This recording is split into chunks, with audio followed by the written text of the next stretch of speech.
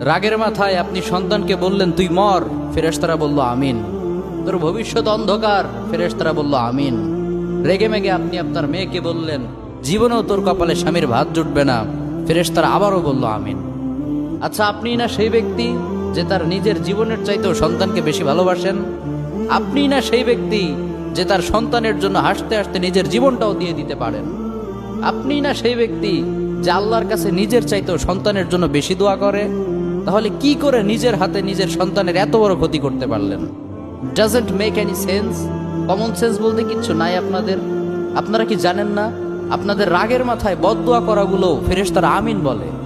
দাওয়াতুল ওয়ালিদ আলা ওয়ালাদি, বাবা মা তার সন্তানের জন্য যেই দোয়া করে সেটা ভালো হোক কিংবা বদদোয়া হোক, আল্লাহ সেটাই কবুল করে নেয়। এজন্য খবরদার, নেভার কার্স ইউর চিলড্রেন। রাগের মাথায় কখনো সন্তানকে অভিশাপ করবেন না। খুব বেশি রাগ উঠে গেলে তার জন্য উল্টা